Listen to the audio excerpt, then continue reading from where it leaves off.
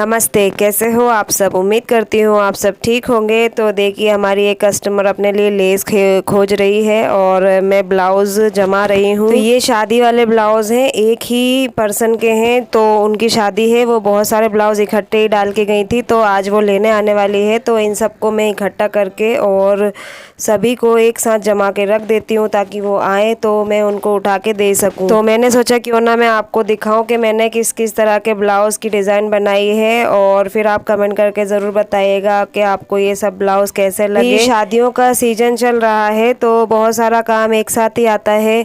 एक एक घर से हमें 10-10 या 15-15 ब्लाउज़ आते हैं, तो सारे इकट्ठे हम सिलकर फिर एक साथ रख लेते हैं। इनकी तो मैंने पर्ची भी नहीं बनाई थी, तो इसलिए मुझे वैसे ही याद था, तो सबको मैंने इकट्ठा किया, साड़ियों को उनके ब्लाउज़ों को मैच किया और उनको साथ में मिलाकर रख दूँगी। और साथ ही साथ मैं ये दीदी से भी बातें करती जा रही हूँ, क्योंकि ये साड़ी में इनको लेस लगवाना है, तो वो अपने लिए लेस देख लेगी। फिर मैं उनका क्लियर करूँगी कि उनको क्या क्या करवाना है, कौन सी लेस लगवाना है। साड़ी के साथ साथ उनका लहंगा भी है, तो सभी चीज़ों को इकट्ठा करके रखना है। और ये दीदी को लेस भी पसंद आ गई, तो वो बोल रही है ये लगा देना, और मैं उनको कुछ सजेस्ट भी कर देती हूँ कि आप इससे अच्छा ये लगवा लीजिए, तो वो मान भी जाती है। कस्टमर को हमें अपनी राय भी देना चाहिए ताकि उनको लगे कि हाँ ये मेरे कपड़े को लेकर चिंतित है और ये बहुत अच्छा बनाएगी। तो मैं ऐसा अक्सर करती हूँ, जब भी मुझे लगता है कि ये सही नहीं है तो मैं उनको बता देती हूँ कि आप ऐसा नहीं ऐसा करो, तो कस्टमर मान भी जाती है, उनको पसंद आता है। और कई कस्टमर अपने ही पसंद का लगवाती है। और आज के वीडियो में हम यही बात करेंगे कि आपको कस्टमर के साथ कैसा व्यवहार रखना चाहिए, जिससे कस्टमर आपकी दुकान पे हमेशा आते जाते रहें और हमेशा एक दूसरे को सजेस्ट करें कि आप वहाँ पर जाइए, वो बहुत अच्छा करती है। तो इसलिए हमें कस्टमर के साथ कैसा व्यवहार रखना चाहिए, आज के वीडियो में मैं यही बताऊँगी। तो वीडियो को पूरा देखिएगा ताकि आपको समझ आ जाए। तो शुरुआत मैं अपने से ही करूँगी कि मैं अपने कस्टमर के साथ किस तरह से बातचीत करती हूँ, उनको किस तरह से समझाती हूँ, जो वो बार बार मेरे ही पास आते हैं और मुझसे ही काम करवाते हैं। ये जो दीदी हैं, ये मैंने जब बुटीक खोला था उसके 1 महीने बाद ही मेरे पास आई थी, और अभी तक ये मेरे पास वापस आती जाती रहती हैं, और इनकी वजह से 2-4 कस्टमर और मेरे पास आती है। तो इसी तरह से मैंने अपने बुटीक का काम बढ़ाया है। वो कहते हैं ना, first impression is the last impression. तो आपको अपना पहली बार में कस्टमर से इतना अच्छा व्यवहार बताना है कि कस्टमर आपसे इम्प्रेस हो जाए और एक दूसरे को बताए कि हाँ वो बहुत अच्छे से बातचीत करती है, आप उसके पास जाओ, उसी से काम कराओ। तो मेरे साथ यही हुआ है। पहले जो कस्टमर आए हैं मैंने उनसे बहुत अच्छे से बात की, और मैं आज भी करती हूँ। लेकिन शुरुआत में आप जब भी अपना काम स्टार्ट करो तो कस्टमर से बहुत ही अच्छे से पेश आना चाहिए। अगर आपसे गलती भी हो जाती है तो आपको उनको ब्लेम नहीं करना है कि आपकी गलती है, अपनी गलती को मान लेना है। और जब आप ऐसा करोगे तो कस्टमर खुश हो जाते हैं कि हाँ ये अपनी गलती मान रही है। और अगर गलती ना भी हो तो भी आप अपने ऊपर दोष ले सकते हो, क्योंकि इससे कस्टमर खुश होते हैं।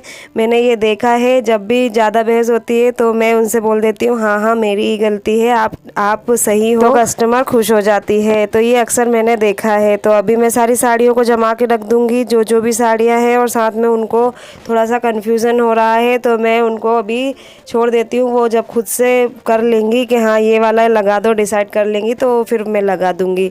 तो साथ ही साथ मैं अपना भी काम कर रही हूँ, उनको भी देख रही हूँ। और ये जो पैकिंग हो रही है, ये भी दीदी आने वाली है, तो जल्दी से मैं इसको भी रख देती हूँ। और साथ में जो ये गले की डिज़ाइन है ये मैं आपको बता देती हूँ। तो ये उनका हल्दी वाला ब्लाउज़ है, तो इसमें मैंने वी नेक बनाया है बैक में, और फ्रंट में मैंने कुछ स्क्वायर रख के और उसको वी में शेप दिया है। तो ये उनको बहुत ज़्यादा पसंद है। ज़्यादातर गले उन्होंने ऐसे ही बनवाए हैं।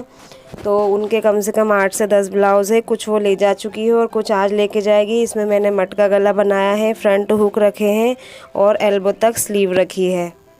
तो मैं कई बार इसी वजह से कम काम कर पाती हूँ, क्योंकि बीच बीच में मुझे कस्टमर का सामान लेना पड़ता है और जो लेके जाता है उनका पैक भी करना पड़ता है, इसलिए मैं बहुत कम सिलाई कर पाती हूँ।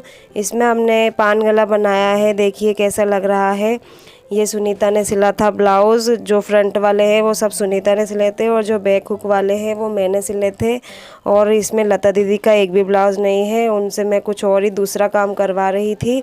अभी शादियों का सीज़न है तो ऐसे ही खट्टे खट्टे ब्लाउज़ आते हैं और फिर हमें जल्दी उन्हें कंप्लीट करने पड़ते हैं, क्योंकि दुल्हनों का काम है वो सबसे पहले देना ज़रूरी होता है।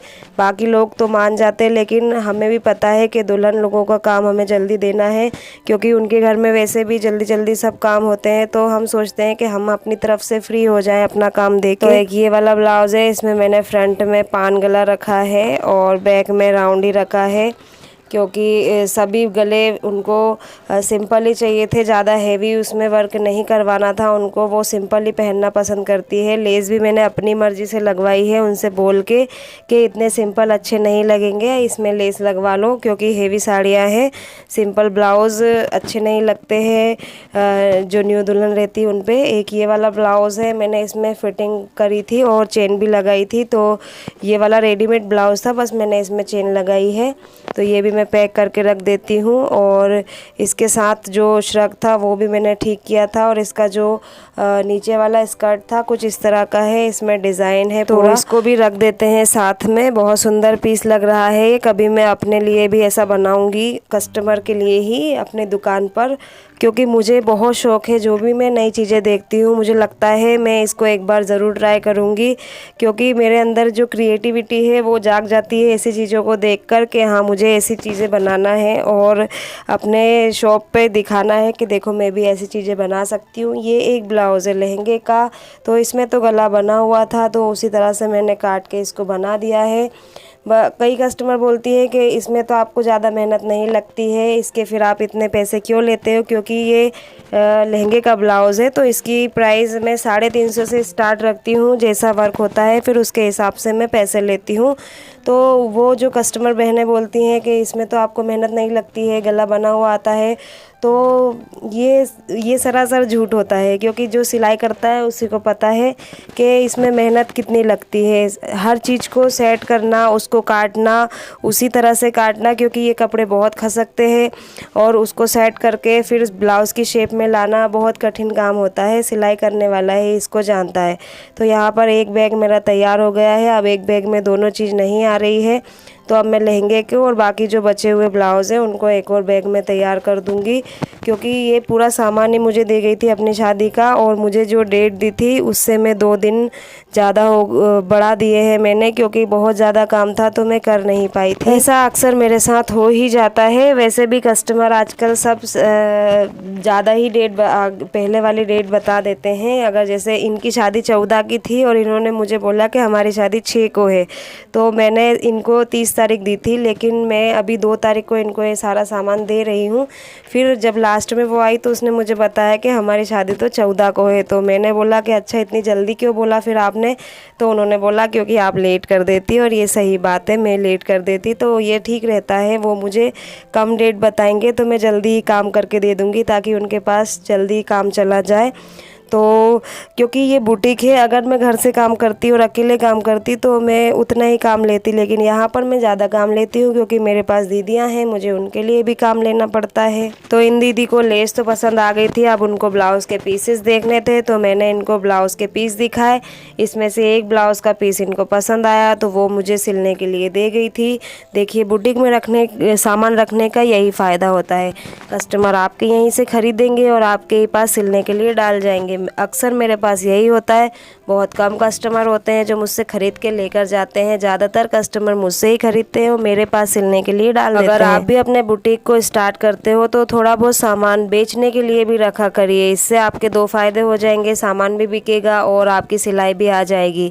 जैसे कम सिलाई आती है किसी जगह पर तो आपका ही सामान बिकेगा, तो वही सिलाई आपके पास आएगी, तो आपके पास सिलाई की कोई कमी नहीं रहेगी। तो अब हम आते हैं कस्टमर के ऊपर कि कस्टमर से हमें कैसे पेश आना है। कस्टमर से हमें जब भी वो आए तो जैसे उम्र में बड़े होते हैं उनको हमें हमेशा प्रणाम करना है, नमस्ते करना है। कई कस्टमर है जो मुझे आके नमस्ते करती है तो मुझे बड़ा वैसा शाय सा फील होता है कि मैं उम्र में छोटी हूँ और ये मुझे नमस्ते कर रहे हैं। तो ये मैंने कस्टमर से ही सीखा है। कोई भी बड़ा कस्टमर आए तो आप उनको नमस्ते करिए, और अगर आपसे छोटा आए तो आप उसको हेलो बोलिए और उनके बारे में हालचाल पूछिए कि कैसे हो आप। और इस तरह से अगर आप उनसे बात करते हो तो उनको बहुत ही अच्छा लगता है। आपका व्यवहार उनके लिए झलकता है कि हाँ आप उनसे अच्छा व्यवहार रखते हो, तो कस्टमर बहुत खुश होते हैं। ये मैंने देखा है अपने बुटीक पर, कस्टमर के साथ यही व्यवहार रखती हूँ ताकि कस्टमर खुश हो जाए और वो मेरे पास बार बार आए। कई कस्टमर के साथ छोटे छोटे बच्चे आते हैं तो उनसे भी बहुत प्यार से बात करना है, क्योंकि बच्चों की जो माएँ होती है उनको ये बहुत पसंद आता है कि कोई उनके बच्चे से इतनी प्यार से बात कर रहा है, तो वो बहुत खुश होती हैं। ये मैंने देखा है, क्योंकि अब अगर जैसे मेरी बेटी है उससे कोई प्यार से बात करेगा तो मुझे वो इंसान बहुत अच्छा लगने लगेगा और मैं उसके पास बार बार जाना पसंद करूंगी कि वो कितने अच्छे से मेरे बच्चे से बात करती है। तो ये एक अच्छा तरीका है कस्टमर को खुश रखने का। जैसे शादियों वाला काम रहता है, इसमें हमारा बिल कभी 3000, 3500, 4000 ऐसे बनता है, तो हमें उसमें डिस्काउंट भी देना चाहिए जिससे कस्टमर को लगे कि हाँ हमने इनसे काम करवाया है तो इन्होंने हमें डिस्काउंट भी दिया है। तो मैं अक्सर ये करती हूँ, जैसे 3000, 3500 का बिल बनता है तो मैं उसमें 100-200 रुपये कम कर देती हूँ, जिससे कस्टमर भी खुश होकर मुझे जितने भी पैसे बनते हैं उतने दे के जाते हैं। तो यहाँ पर इन दीदी ने ब्लाउज़ की पीस ख़रीद ली है, लेस भी देख ली है, लेस भी उनको एक पसंद आ गई है, तो वो दोनों ही चीज़ रखने के लिए दे गई हैं और ब्लाउज़ के पैसे भी मुझे दे दिए हैं कि ये लो फ़ीस के पैसे, बाकी सिलाई के पैसे मैं बाद में दूँगी। कई बार जब कस्टमर के काम में हमसे गलती हो जाती है, ढीला टाइट कुछ भी हो जाता है, तो हमें कस्टमर जब भी चिल्लाते हुए आता है तो हमें उनसे प्यार से बात करनी है, हंसकर बात करनी है और उनके काम को सही करके देना है। ये नहीं कि उनसे बहस करने लग जाना है कि अच्छा ठीक है अब मत आना ये वो, क्योंकि कई महिलाओं को मैंने देखा है कि वो काम भले ही गलती उनकी होगी तो भी वो नहीं मानती। तो ऐसा नहीं करना है, कस्टमर इससे और ज़्यादा गुस्सा होते हैं और ख़ुद भी नहीं आते और 2-4 लोगों को और रोक देते हैं। तो ऐसा नहीं करना चाहिए, हमें कस्टमर की बात सुननी चाहिए और उनकी हर ज़रूरत को पूरा करना चाहिए ताकि वो हमारे पास बार बार आ सके। तो उम्मीद करूँगी आज का ये वीडियो आपको पसंद आया होगा। अगर पसंद आया हो तो एक लाइक ज़रूर कीजिएगा और इसी तरह के और वीडियोस देखने के चैनल को सब्सक्राइब भी कीजिएगा।